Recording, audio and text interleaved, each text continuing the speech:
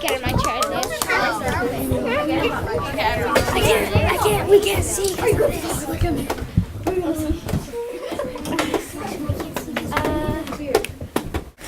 Sorry, I was so disorganized. My name is Charles Robert Darwin, and I came here on account of, never mind. So, Charles Robert, I'm going to start with the childhood, with my childhood, and then I'm going to go to the education, and then the great HMS Beagle adventure, and then how he changed the world with his discoveries. Okay, so the basic childhood of, never mind. Charles Robert Darwin, I was born on the 12th of February, 1809. I was very interested in nature all throughout my life, and this comes up later, but I was definitely not interested in medical school, where my father sent me to. So I was born in Shrewsbury, Shropshire, England. It's a mouthful, but I was the fifth of 6 children. My parents were really wealthy. My dad, Robert Darwin, was associate doctor and financer. And then my mom, Susanna Wedgwood, she didn't really have any job. So he came from a famous slavery abolitionist family. They were very open to business. Like Erasmus Darwin, his father's side, my father's side, he was my grandpa. He died before I was born, though. He was a natural philosopher, physiologist, slave trade abolitionist, and poet. Here's one of his poems. It's Poetry to the Stars. Roll on, you stars, exultant youth. It's hard to read because it has all this old English in it. But mark with bright curves the printless steps of time, near and more near your beamy cars. Can you read it, do you think? I cannot read that. Okay. He was also the grandson of Hosea Wedgwood. That was my mother's side. He was the founder of the Wedgwood Company that is still used today. He's an abolitionist, and he's very famous for the ceramic he made, Am I Not a Man and a Brother? So, religion, I dropped it when I was older, but when I was small, when I was a little child like you, I was Unitarian, but my mother's side was slowly converting to Anglicanism. I was baptized in an Anglicanism church when I was a baby. Sadly, my mother died when I was 8. She died July 15th, 1817. I had 4 siblings, Marianne, Caroline, Susan, and Erasmus, 3 girls and 1 boy. Caroline, she was one of my sisters, mainly took care of me after my mother died. But they all gave me an education, though they forbade him to talk about their mother because they were all really sad about it. I was explained as a quiet, solitary child with no great difficulty making friends. I always loved exploratory walks where I found things that I collected, like seashells, eggs, like bird eggs.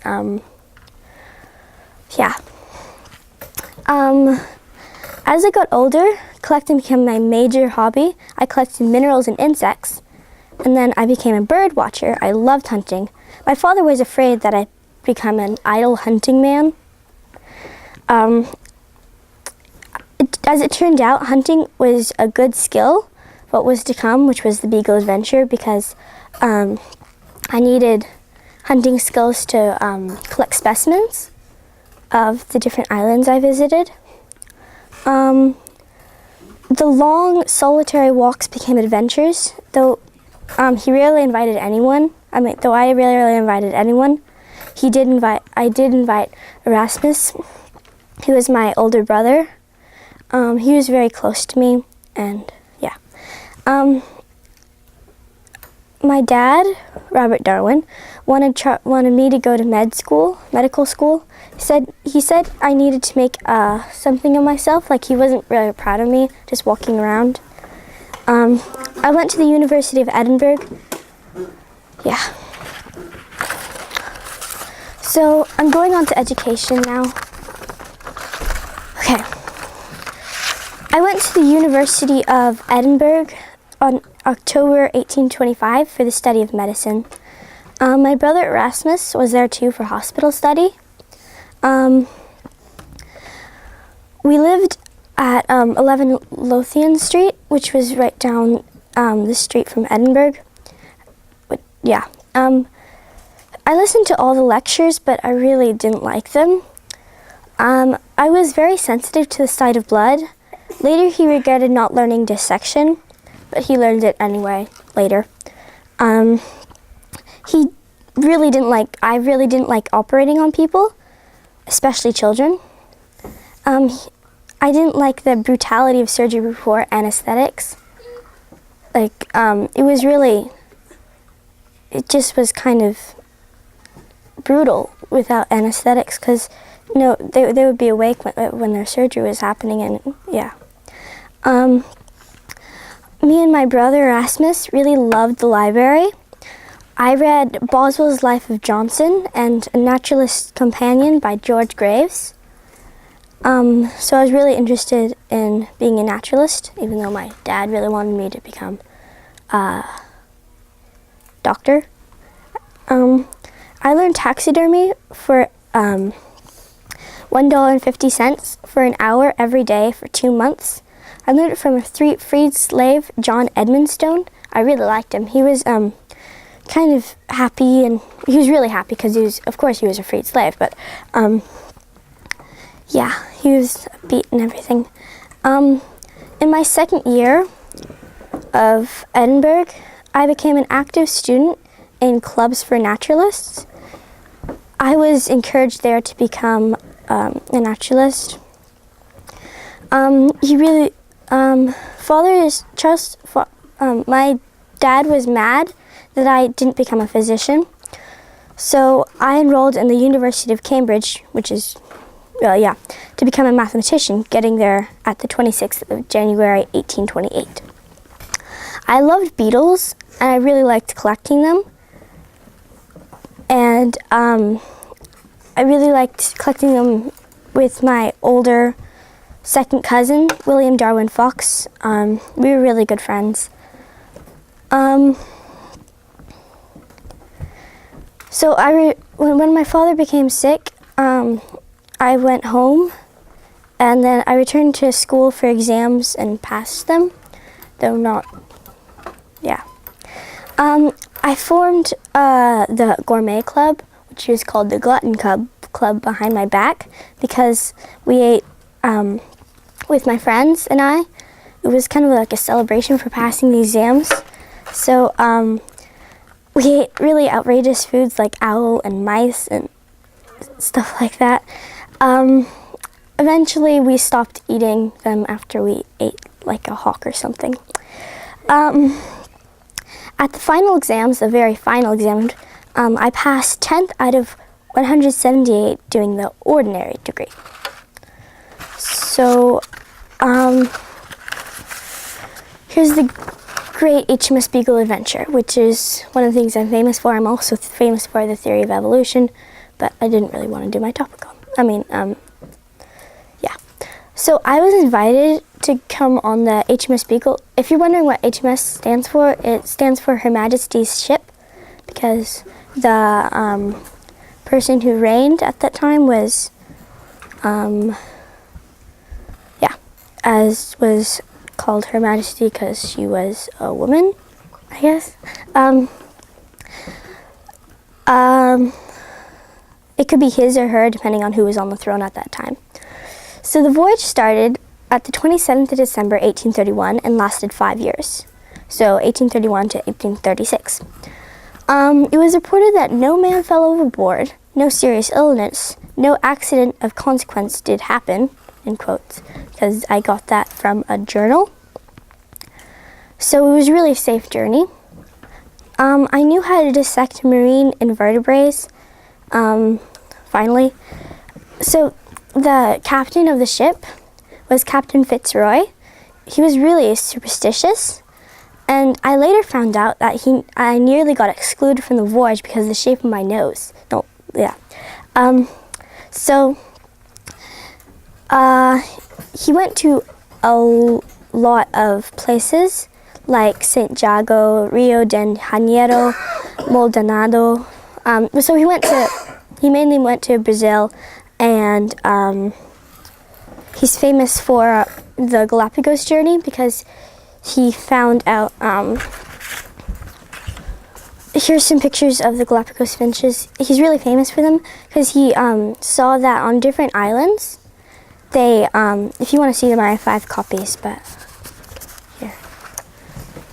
He found out that each bird, each finch, had different beaks according to the weather climate and everything. And I have an activity for later.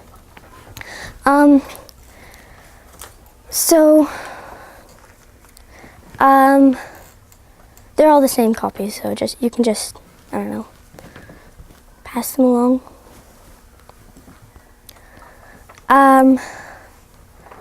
So there's a very long list of animals that I could find, that animals Darwin that I studied or discovered.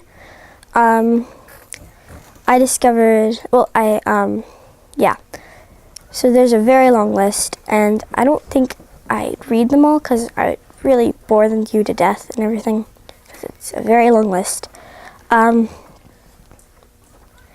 So in the islands he visited, I cataloged all the wildlife that I found, like bones, archaeology, plants, and animals. Well, this is what I did on the islands. After he left, people named them after them, like something Darwini. I don't really know how to pronounce it, but he preserved animals and sent them to England for other scientists to study because he didn't know all the proper things to do, and yeah. So I'm going on to how Charles Darwin changed the world. So I am mainly credited with the discovery or theory of evolution. I wasn't the first to piece it together. I was just the first to publicize my ideas over the world. That's usually how exploring works. I'm also credited with the theory of natural selection. If you don't know what natural selection means, it means, I got this, Only the organisms best adapted to their environment tend to survive and transmit the genetic characteristics in increasing numbers to succeeding generations, while those tend to be less adapted tend to be eliminated. That's from Wiki Answers. What that mean? Well, I'm going to give an example. So say there's species of bears, and one species of bear, and they live in a very cold climate. So one species of bear has a very thick fur coat, and another species of bear has a thin coat, like a thin fur coat. Then the thin fur coated bears will die, and the thick fur coated bears will live and reproduce, and then that's so that's the race more likely to survive. And then on the other hand, if they're in a hotter climate, then the bears with the thick coated coat if they're in a watery climate, then the bears with thick coated coats the fur can like slow them down or something, and the ones with thin coated coats like fur, they wouldn't be as slowed down as much through the fur, so they'd be able to catch more food, and therefore they would live and reproduce. I discovered many different kinds of animals or remains of them, like bones.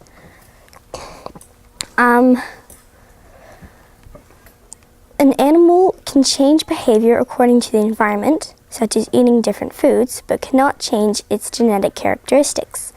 This is a very important point. Characteristics of a kind of animal might change over a huge space of time, but only in a place where the characteristic is useful. If it's not, animals that carry it die. It adds up genetically. For example, seals in colder climates require, that's another example. So, this is how he traveled. So the red is when he was going outward from England, and the blue is going home. And then, so he came from England, then he traveled across the Brazilian coast and South America. And then he went to Galapagos Islands, then he went to like Tasmania, Australia, Tahiti, New Zealand, and then he's going backwards home. He's going past New Holland, and then Africa and Madagascar, and then he goes upward toward England. And this is where he ends, and this is where he starts. So, here's some pictures and a timeline of his family and him, of my family and me. So, there are a bunch of pictures there, if you can see them. So, this is my father, right there. And then this is, sorry, I haven't memorized all these, but this is me and my son. And then this is my wife and my son Leonard. A lot of the boys look like girls because they're wearing dresses, but I guess that was just the fashion back then. It doesn't, well, yeah.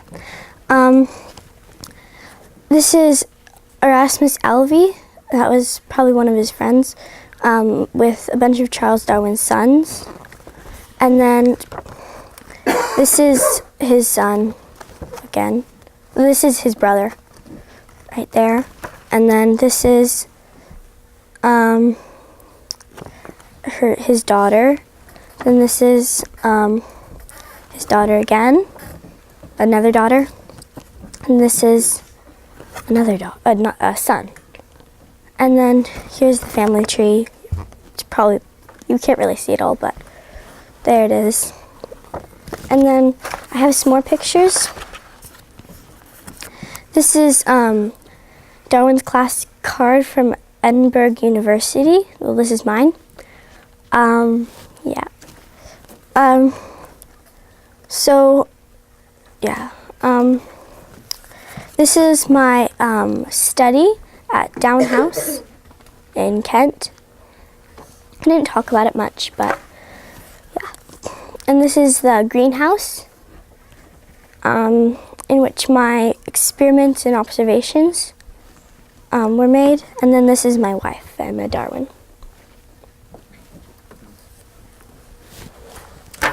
Okay, so I have a activity. Oh, there's a bunch of quotes down here. And then there's a few letters. Like these, all of these are quotes. And then that's his timeline. That's a letter, that's a letter, that's a letter, and that's a letter.